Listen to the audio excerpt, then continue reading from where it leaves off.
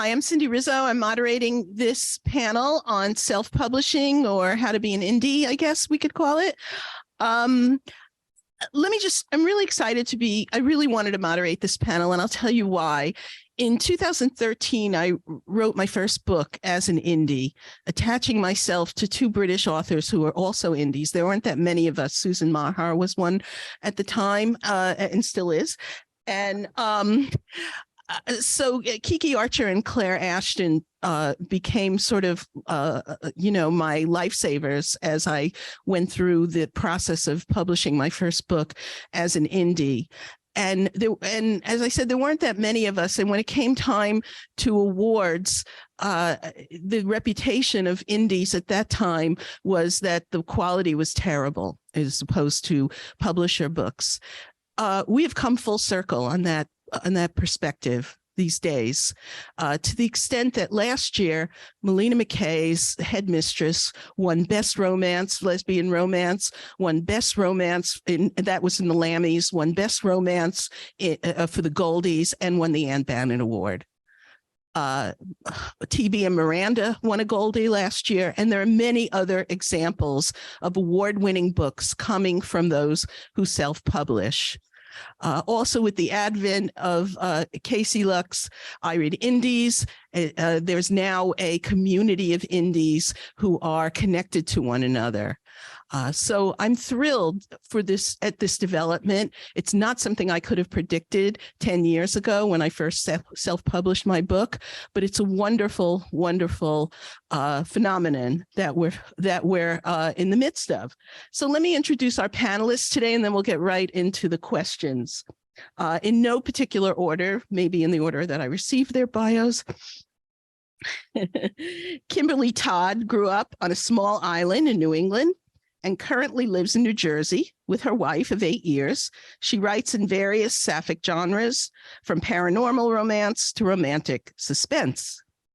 T.B. Markinson has published over 30 novels, many of them making the Amazon bestseller list for lesbian fiction and lesbian romance. In 2017, T.B. founded iHeart Sapphic Fic, a place for authors and readers to come together to celebrate sapphic fiction. When she isn't writing, she's hiking, watching sports, visiting historical sites in New England, or reading. Jamey Moody is a small-town Texas girl that loves adventure. Her books are a way to escape into sapphic adventures of the heart, described as heartwarming and whisk-you-away romance. Your next happily ever after is waiting in a Jamey Moody romance novel. Susan Meagher has published 50 lesbian romance novels over the past 25 years. She's aiming for 100, but she also thinks she has a shot at being a competitive gymnast.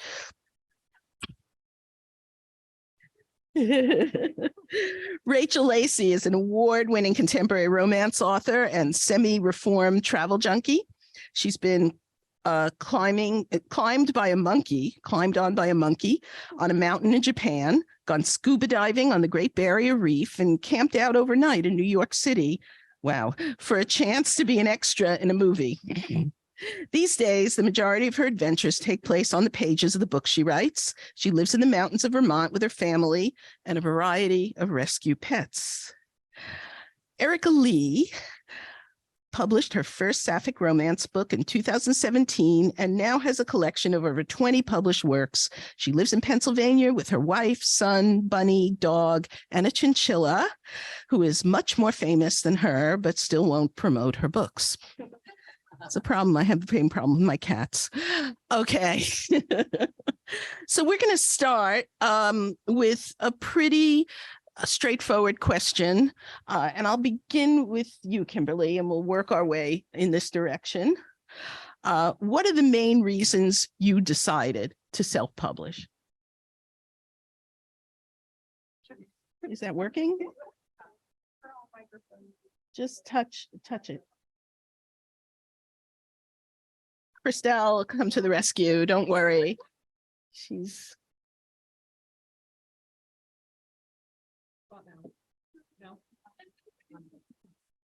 It's on. Okay. Yeah, there you go. For me, Main reasons. Yeah. Okay.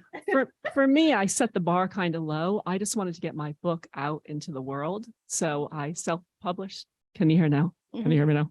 And I self-published thinking that if I got one person to buy my book, that was the success.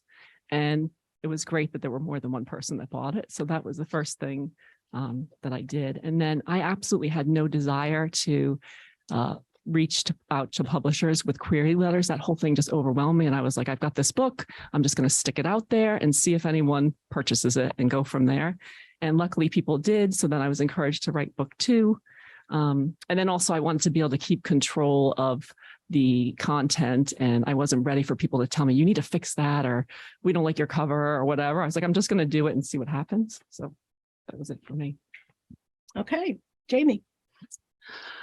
Well, for me, I didn't think there was any way a publisher would want my book.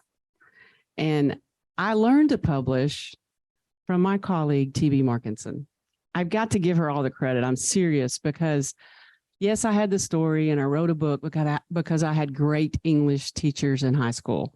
But TB's podcast with Claire Lydon gave me the step-by-step kind of instructions on what to do and what not to do.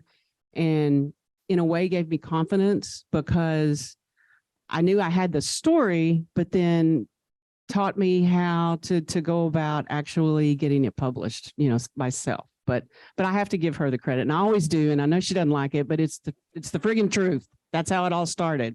And, I'm just grateful to her. So. Rachel. I actually started in traditional publishing, but I had always wanted to be a hybrid author and do both. I had just wanted to explore all my options and learn about all the different ways to publish. So I started in traditional, dabbled a little bit in indie, and then went full indie, and now I'm hybrid again. So Great. Susan. I started. Tap it.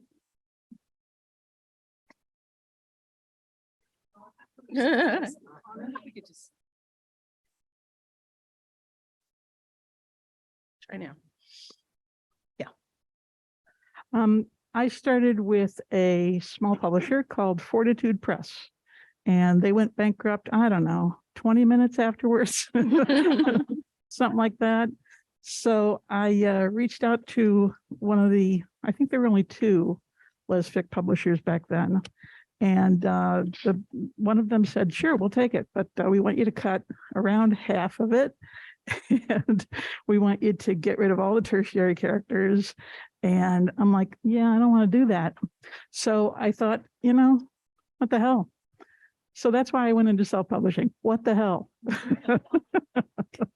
I just interject that when the Goldies were being redesigned a few years ago, and we split the romance category into short, medium, and long, Jenny Fielder, who was involved in putting that together, said to me, short, medium, and Susan Meagher. Gabby. TV. It suits my personality. I like to be in control of things. So when I was researching when I wanted to publish, because I started really considering becoming a full-time author because I had to. I moved from Boston to London in 2011, and so I quit my full-time job. And since we were there with my partner's work, we had a little, I had some cushioning. I've always wanted to be a writer, and we had an expat package. So I was like, well, this is really a good time to test the waters. And I just happened to go to the London Book Fair relatively soon after moving there. And I sat in on a self-publishing panel, and I was just like, this sounds like something that would really suit my personality, where I can tell the stories I want to tell, being in control of all the stages of it. And I love to learn stuff. So I will research the shit out of anything. So I just started reading a lot of books on publishing. I started reading a lot of books on business and marketing and everything. And then I absolutely loved it. And it just suited me. So that's why I chose it. And that's why I've stuck with it. It's great. You had me at package. I don't know what that is, but it sounds really enticing. Erica. Yeah, so I went into self-publishing mostly because I didn't think there was any chance I could get traditionally published, and because I didn't think I was good enough. So I just wanted to put my book out there. I didn't realize that self-publishing was an option until actually, and I just thought of this now. I was in optometry school, and one of the doctors that I was working with was randomly telling me about a book that he was writing that he was gonna self-publish. And I was like, oh, that's a thing. Cool. So that's kind of when I decided. So once I graduated, I started writing, and was like, I'm just gonna, like other people said, I'm just gonna put it out there, see what happens. Took a few to to get to the good spot. Those first ones definitely wouldn't have been picked up by a publisher, but then I kind of got my groove, and once I started, I love independently writing, so I wouldn't want to do it any other way. 20 books later, I hope you know now that you're good enough. Let's hold the mic, Erica. We'll start with you now in the opposite direction. Many of you talked about the part of the rationale of why you decided to self-publish were the advantages of it. And if you haven't talked about the advantages that mean something to you, please do so. But I also want to hear about the disadvantages and how you've dealt with them. Yeah, so for me, the main advantage and disadvantage are the same, and it's that you have control over everything and are responsible for everything, which I love in one aspect, because I like being able to do my own thing. I feel like it's like one part of my life I actually have full control over, which is nice. And just being able to, not have someone say, I don't think it's a great idea to write that, except maybe Morgan every once in a while. But yeah, like it's nice having that control and deciding when I want to put books out, exactly what I want to write about.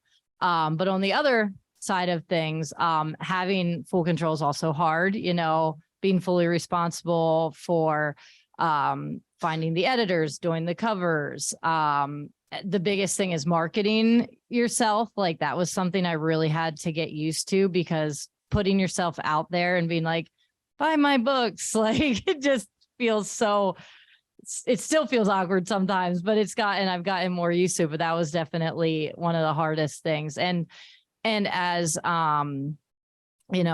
people who've had to work with me will tell you, I'm also really bad at keeping track of when things are due and when I need to have stuff done. So it's good that normally my only deadlines are on myself, because I'm trying to keep a calendar now, but I'm terrible at that. So let me ask, before we go to TB, a show of hands for those of you who do have a publisher. How many of you still have to do your own marketing?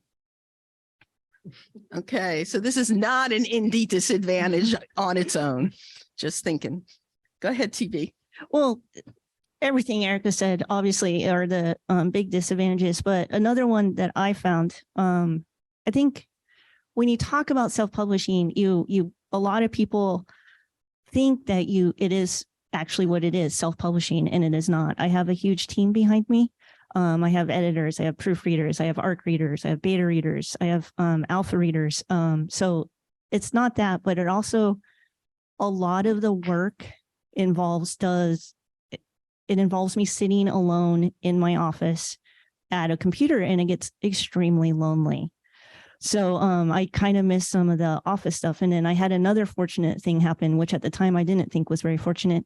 When I moved from London to Dublin, I didn't get a work permit. So I wasn't able to publish for the amount of time I lived in Dublin. And so I'm the type of person who I will cry for about 3 days when things go bad, and then I figure a way around it. And so one of the things that I figured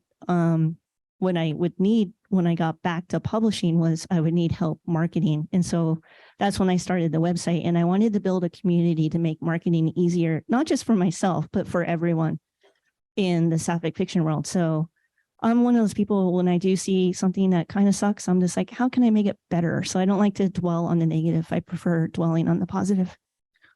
I brought my own little pieces of paper about my newsletter, but let me just say, you need to subscribe to iHeart Sapphic Lit. It's really the go-to place. So if you haven't, do it. Susan. Yeah, I'd say TB does most of my marketing for me. So, and Jay does the other half. So I don't know if they know that, but I should give them a cut.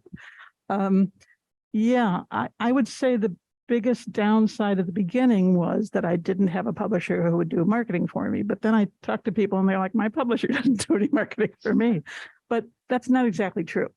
If you're with a biggish publisher, they send out lots of information to a very big mailing list that I certainly don't have access to. So you lose that. Other than that, I don't think there's a real big difference. You're doing it yourself. And if you don't want to do that work, you'll sell fewer books, but maybe that's not the end of the world either.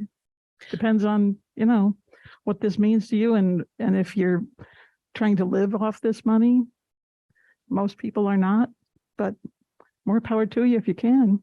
But you could do that on your own, or you could do that with a publisher. I think, depends on your personality. But yeah, if you can't make your own deadlines and meet them, you're not going to do well, but you'll only be angry with yourself. So again, what the heck?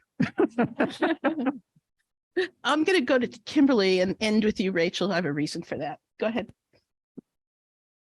Hello. For me, it's on. Can you hear me? Yeah. Yeah. Okay. Better. For me, I think having no support system and you just send a book out there and you think that you're going to be able to do all of the marketing, everything really easy. I think that was a learning curve for me. I didn't realize how much prep you needed to do beforehand. So I was like, okay, I made my social media accounts. I sent out my cover artwork. Everything's going fine.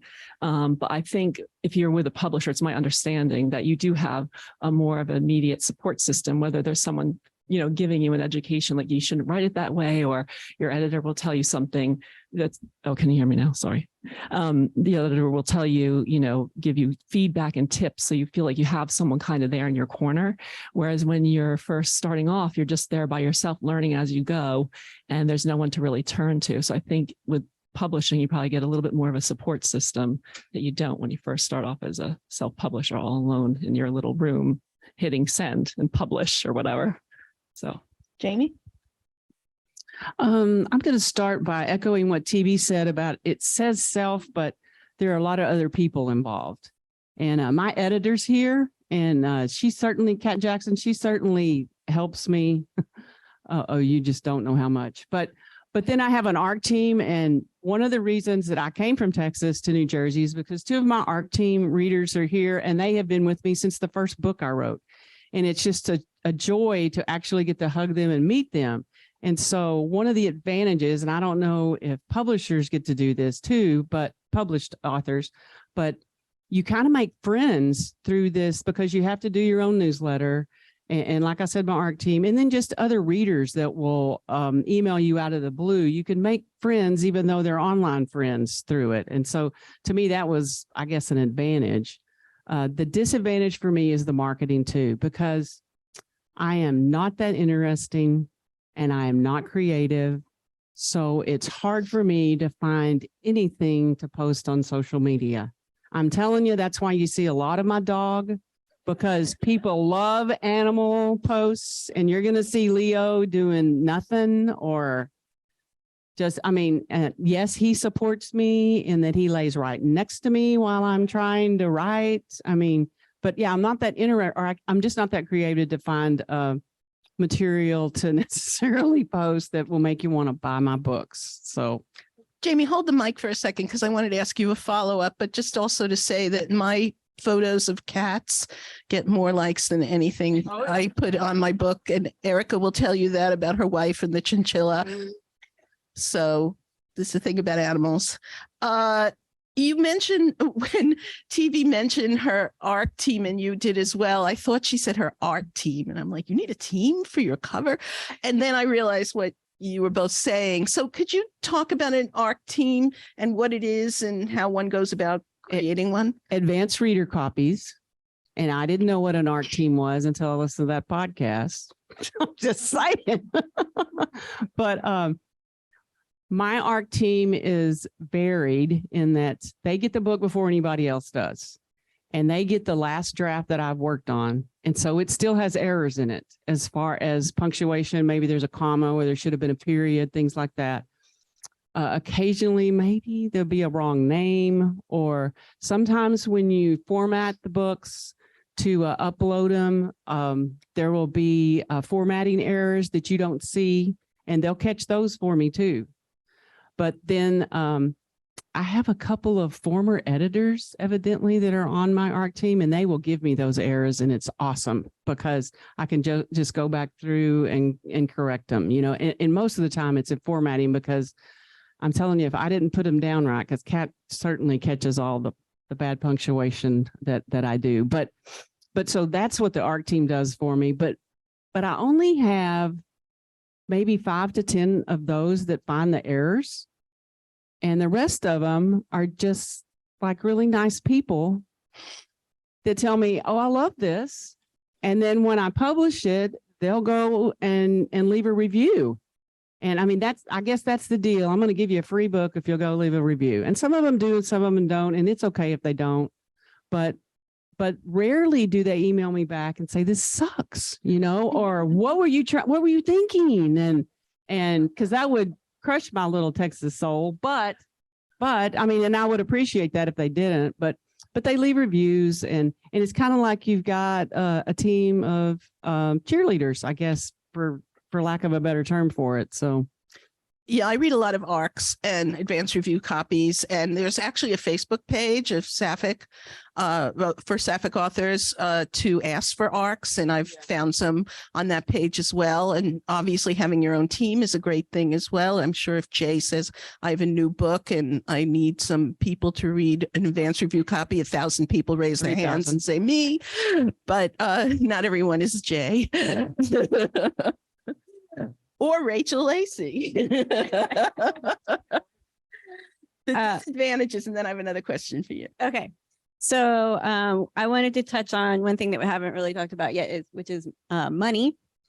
One of the disadvantages for indie is that the upfront costs can be very high, especially when you're just starting out. You have to pay for your editor and your cover artist and your ISBNs and all that good stuff before you publish the book.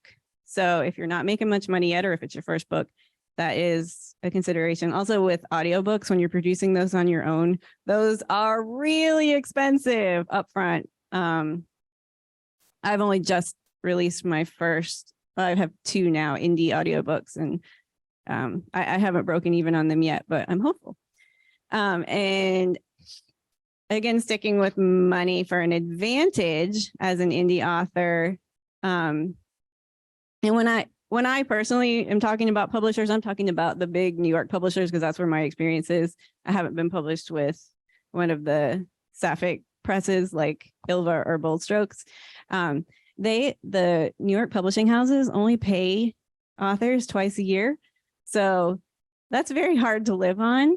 And if you get an advance on your book, that's an advance on royalties. So they might pay you $10,000 before they publish your book, but then you don't earn a royalty until you have cleared that $10,000. So you can publish a book and not see a royalty for years or ever. In the case of my first 2 series, I will not ever earn a royalty. And my advance was not even big. They just didn't sell. So yeah, so that's kind of the money advantages and disadvantages for me of being an indie author. Money is a big thing. And when I published Exception to the Rule in 2013, I paid my editor $500, which a friend of mine said is ridiculously low for today. So these are big upfront costs, as Rachel was saying. Let me ask you also about the situation of being a hybrid. Mm-hmm. What made you decide? You said you were, then you weren't, just indie, and now you're back being hybrid. Talk about that and those decisions and what it's like to be hybrid. Okay. Well, I started out with one of the New York publishing houses, and they actually dropped me for low sales. I did not I've had both good and bad experiences with publishers. My first experience was not good. And then I went pretty much totally indie, and I was very happy there. I didn't think I was going to go back to a publisher, but when I had an opportunity to pitch a story to Montlake, which is Amazon's romance publishing imprint, I was like, well, I can't turn that down because they're Amazon. And at that point, I had established a little bit of a readership and a platform as an indie author. All my books were Amazon exclusive and in Kindle Unlimited. And so for me at that time, it made sense to go with a publisher that was also going to be they're digital first, they're Amazon exclusive, they're in Kindle Unlimited. So I was going to be reaching the same readers. I think that was where I struggled the first time. The New York houses are very print focused. They do for their authors what they call a print run, which can be tens of thousands of copies of the books that they print on release day, and they ship those out to all the Barnes and Nobles and the indie bookstores and the Walmarts and the Targets. And they're super focused on how you sell those print books. And as an indie author, we're more focused on digital.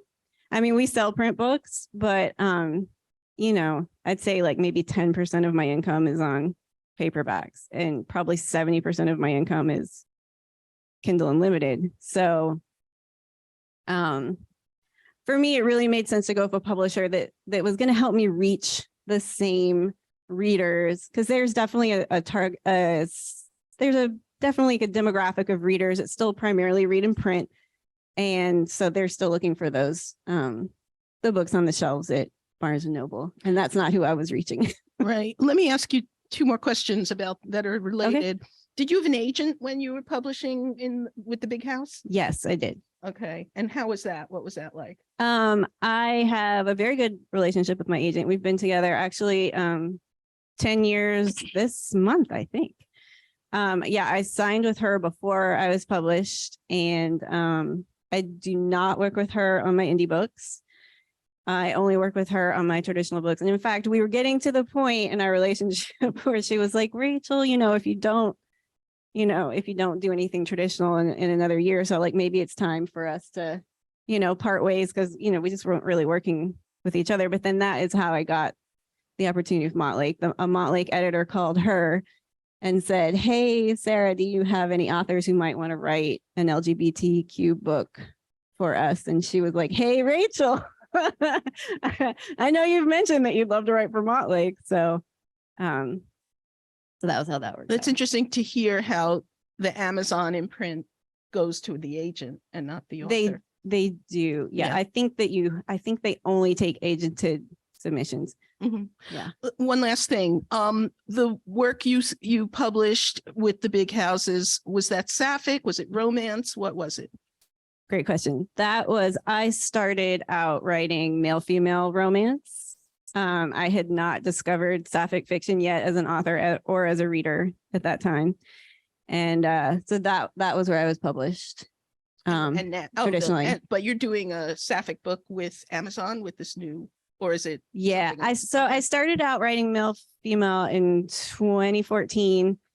I think I published my first sapphic book in 2019. And that was pretty much when it was kind of like an eye opener for me. I was like, yep, this is what I'm meant to be writing. And and I was indie at that time. So I had the flexibility, because at that time, mainstream publishers were not really buying sapphic books. So I was like, well, at that point, I was like, I can't sell any less than I'm selling now. So I may as well try to write these books that I'm really loving so much as a reader and as a person.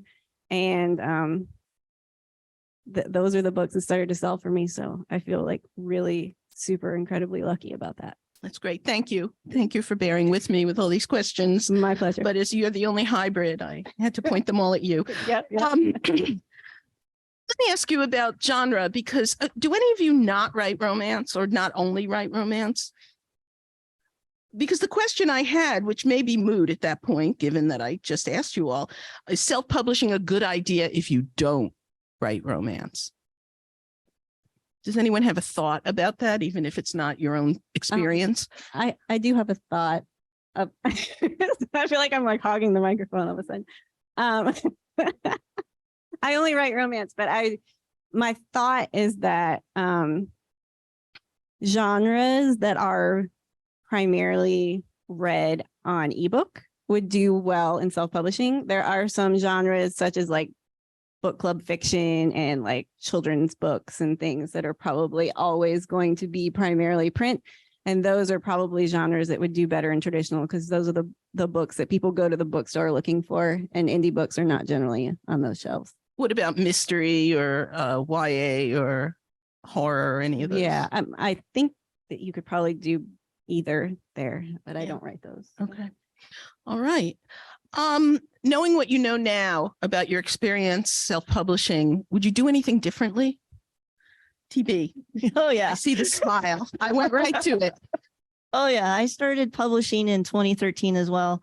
And man, I made so many mistakes right out of the gate that is just hilarious to think about, and all the stuff that I just was shooting myself in the foot every time. One of the things I would change definitely is I would have started a newsletter before I started publishing. If there is one piece of advice I can give to everyone in this room, if wherever you're at in your writing journey, if you do not have a newsletter yet, please start one. Please do it. It is absolutely vital. Yeah, so one of the mistakes I made is I did not have a newsletter in place before I launched. And so I had zero audience to launch to. No, it is a newsletter. Question, because I don't think everybody heard. Yeah, I was asked if a newsletter was like a blog. You can have a blog, but again, you don't. The newsletter is where you ask people, like it's in the front of my book, in the back of my book, on the website and everything. And what it is like, would you like to sign up to follow my personal pitches? Would you like to sign up to follow my adventures in life? I happen to be very blessed by being an idiot. And so I have a lot of fun adventures in life. And so I share all this stupid stuff I do in my newsletter. And so what it is when they sign up for my newsletter, they give me their email address. And so I have a newsletter provider. I use MailChimp at the time, but I hate them. So I don't recommend MailChimp. That's because they keep jacking up the price. But so What I do have you it. use now. I'm still on MailChimp. I have not had time to change it.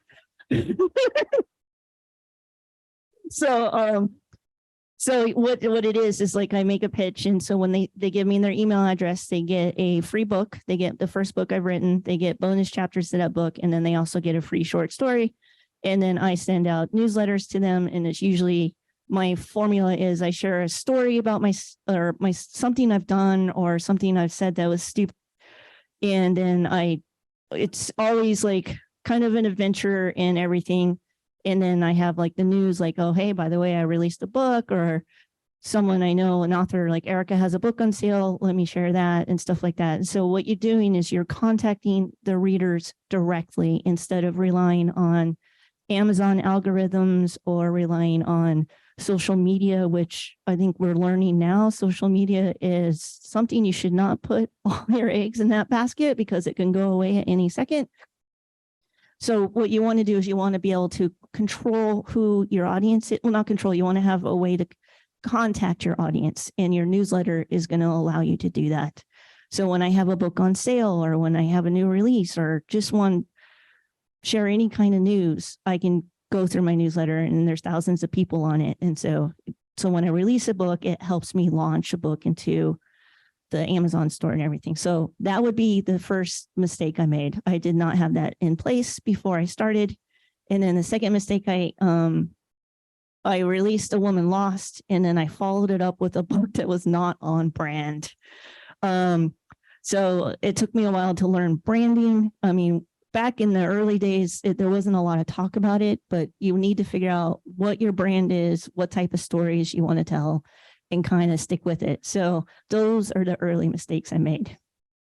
Any other mistakes at this table? Anything, or you do differently now? Erica, go ahead. Probably like my first 5 books were mistakes. Most people think my first book was Anyone But Her, and I'm fine with them thinking that. I only actually deleted one of them completely from Amazon. The other ones I went back through, re-edited, redid them, and now I'm happy with them. But yeah, that's and probably just at first, and it's kind of how it had to be at first, was not putting enough money into it. Because I didn't have money to put into it. I was just getting out of school, trying to pay back loans, and I also didn't think anyone was going to read them. So I was like, well, whatever. If someone finds it, that's cool. But now, like, just actually putting more money and time into getting a nice cover and getting a good editor and things like that. And because it's obviously definitely important. Any do differentlies, Susan? I'm not really a regret-filled person, thankfully. I know I could have done it differently to made more money doing this by doing a lot more work with marketing, but it brings me no joy.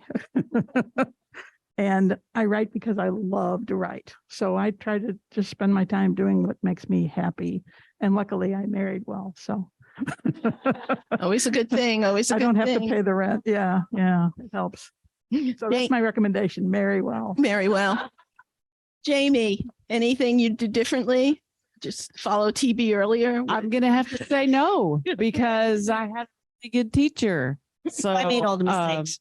You did. That's right. TB made them for me and said, don't do this, people. And I was like, okay, let me make a note of that. Yep. So really, I tried to think about this question, and I don't know that there is anything that I would have done differently. So I'm really lucky in that respect. Be like Jamie.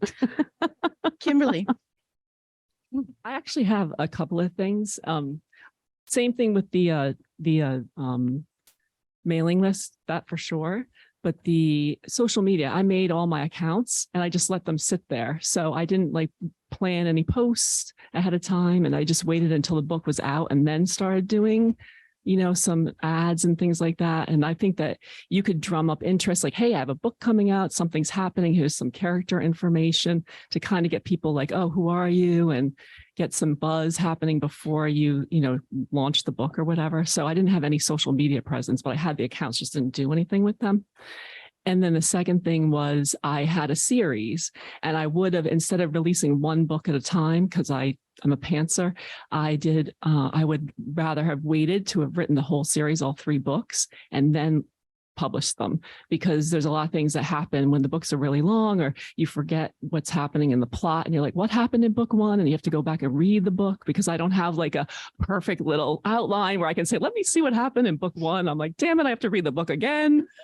So I would definitely have the 3 books written first and then launch them, so they weren't like a year apart. Like the first one was like a year apart, and I was like, this is a little bit long.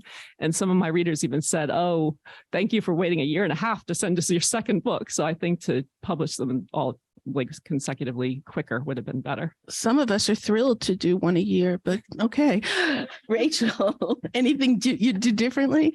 I echo TB in that I should have found my space sooner, stayed on my brand. I spent a couple of years around the time that I first went indie, where I was kind of pivoting in a bunch of circles and not finding any readers. I totally support any authors who I know some authors really just like to write a bunch of different books and genres. But for me, when I was doing that, I really felt like I was spinning my wheels. I wasn't finding any readers.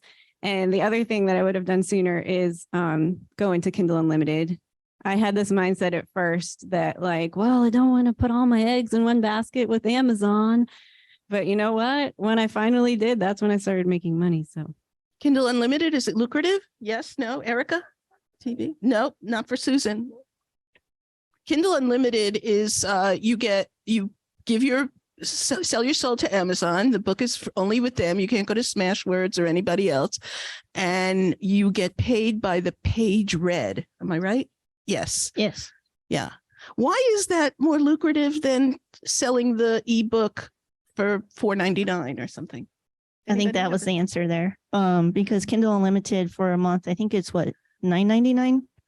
So it's $9.99 for a month, and then they get to read any book in Kindle Unlimited. It's unlimited. So especially since I do write in romance readers are very voracious readers. And so they read a lot of books. I have some readers who have already read over 100 books for the year. So they like Kindle Unlimited, and for me, I support myself fully with my writing. So yes, and Kindle Unlimited is a huge chunk of it. I mean, there's obviously other revenue streams that we have. We have the paperback, we have audio, we're branching into translations, stuff like that. But yeah, Kindle Unlimited is the bulk of my income, and yes, it is lucrative. That's great. Good to know. So let me ask about community for indies. Casey, you're not on this panel, but you're free to speak. But what kind of community have each of you created with other indies, if you have? Kimberly, why don't we start with you? I think it's important because you're just sitting in a room staring at the wall, kind of making things all day long, and to not have a community is kind of weird. So you start to wonder if you're weird. I right now in the mornings, I do a writing sprint with other authors, which is great because you can kind of get some words down, but also talk and joke about stuff. And also what's happening in publishing, you might find out there's some kind of piracy thing going on that you need to know about, or what's hot. Maybe your next book, you're like, let me try to do something that's very popular. Maybe you want to, foray into that. And I don't know. I think that making author friends and just being able to hang out and talk about, you can bounce off ideas off of people. And if they'll tell you like, that's a little bit weird, or we don't know if that would be very popular, or, oh, that's a great idea. So it gives you it's like a creative flow that kind of helps you. Yeah, I'm going to go to Erica on this because you have a good network of other indies that you are in contact with. Yeah. I always joke that if it wasn't for this community, I probably wouldn't have any friends because all my friends are from the internet. But at this point, at least that's how it seems to be. But yeah, I have a great indie network of friends. And obviously I Read Indies has been an awesome addition. But even just beyond like just the indies community, I think just the Sapphic community is so important. All of us together, no matter how you're published, whether you publish independently, through a smaller publisher, bigger publisher. I think that's the best part of this community is that we all really do work together so well. And I have friends who do it all types of different ways, and it's nice having that because you can bounce different things off of each other, get different perspectives. And I think that's the most important thing is that, we're, at least for the most part, we're all in it together. We're not competing. I don't think like, oh, this person's putting out a book that's going to go against me. Like, no, it's a benefit because I'll market yours, you market mine. Like you can never have too many Sapphic books. So it's great to be part of that community. That's great, Erica. I've noticed that too, that even if you're published by one of the, women's publishing places or queer women's publishing places, or you're an indie or you're doing something else, the connection between authors, regardless of publishing status, is very strong. And I so appreciate that. We got to get more of the traditionally published Sapphic authors involved. But other than that, I think we're doing pretty well. We have a couple of minutes. I don't know if anyone has questions. I don't want to short shrift anything that might be coming from the audience. Go ahead. Yes. Explain again the difference between if you have your book on Amazon for $4.99, you've self-published, but then you get a better deal for unlimited just because, say your book is under 499 pages. Wouldn't you still make more money just selling it straight on Amazon? Does that make sense? I'm not sure. There's a lot of parts that go into it, and when you start studying publishing, one of the things you're going to start really learning about is what is called the Amazon algorithm. And so there are certain things that feed this algorithm to bump your book up the charts. And so in order to sell books, you have to have visibility. And if you don't have visibility, then you don't exist on Amazon.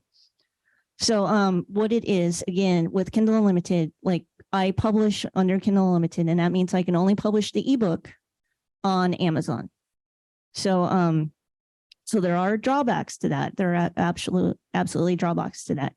But also you can still put your paperback out, you still have audio, and we are going into translations. But the thing that I've found with, if you go to the Amazon 100 list, top 100 for lesbian romance or lesbian fiction, you'll start noticing Kindle Unlimited, Kindle Unlimited, Kindle Unlimited. And so that's the program we're talking about. And that is how I make my money. Now, do I wish it was that, like, do I wish it was different? Do I wish Amazon would be like, hey, we don't want to be the bully, and we don't want to say that you can only publish on Amazon and still have Kindle Unlimited. There are certain books. Rachel, can you have your books on other platforms since you are with Montlake? No. Montlake is Amazon, so they're Amazon exclusive as well. Okay, Yeah. there are some publishers who have deals like you. Mhm. I think Bird Box for a while when it was hugely popular. Their audio was in Kindle Unlimited, but they obviously could be in Barnes and Noble and everything like that. So I'm a smaller person in the big pond, so I don't have that deal with Amazon, but it just helps with visibility. There's a few keywords you'll learn when you start publishing, and visibility is a big one, and you need to get in front of more eyeballs, and it just helps you get in front of more people, and it helps you sell books. And do I agree that it's the best method? I don't know. I don't know where you stand on that. For me, in order to keep a roof over my head and my cat fed who loves food, I have to go that route as an indie. So, especially in certain segments of indie publishing, I think with sapphic fiction, it's almost a must on if you're going the indie route. I can't speak towards if you're a Bold Strokes author or a Bella author or Ilva or something, but as an indie, it's important. And would you agree? Oh yeah. I, That's where I get like most of my money. I think it's interesting to see Bold Strokes has started experimenting with Kindle Unlimited. Was it one of your books they put on? Yeah, there's Ilva the same. So it's kind of interesting to see where the publishers might be going with that. But Rachel, I wanted you to have an opportunity on this. I just wanted to say that because you had asked, wouldn't you earn more from an ebook sale? Yes, you do. You earn less when someone reads the whole book through on Kindle Unlimited, unless your book is like 800 pages long or something.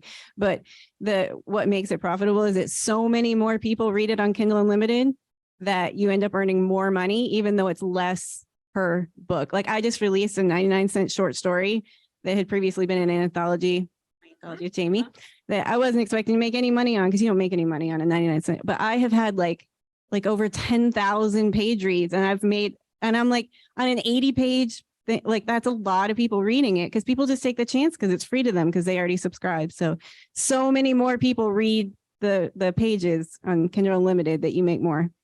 Yeah, I have my own to be read list is Kindle Unlimited purchase book, Kindle Unlimited purchase book. That's, yeah. When I read a book on Kindle Unlimited, if I like it, I'll flat out buy it. Do you also get paid twice? Yes, we get paid for the pages read, and then if you do purchase it, we get paid again. But if So you we read need a to pay. Kindle Unlimited book twice, we only get paid for the first time. Yeah. Anybody else? Anything else? Okay, we have 2 minutes, 1 minute, something like that. My timekeeper said. Anyone want to take a stab on where the market is going for sapphic fiction, whether it's indie or otherwise? I don't know where it's going. I know it's expanding so fast. We are struggling to keep up because we do a new release newsletter every Tuesday on IHS, and we are struggling to keep up with not only finding all the new releases, but including them. Like for when I first started my website, when I would do the new releases, I wouldn't start formatting the page until the morning of. I had the advantage I was living in London and I wasn't releasing it until like 8 a.m. New York time. So I would just start it in the morning and put it together. we have a team of, what are we at? 6 people now? 5, 6? Well, we have certain people who do certain things, but we are constantly adding books, and it is growing so fast, and it's exciting to see. One thing that I really appreciate, I see you've incorporated into the newsletter some mainstream published books in addition to the indies and the Sapphic publishers that I see.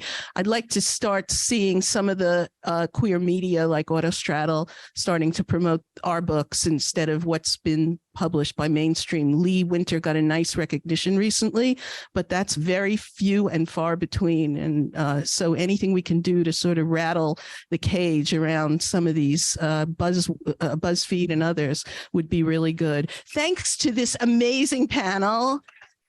And I think we have another panel at noon, and then there'll be lunch. So enjoy.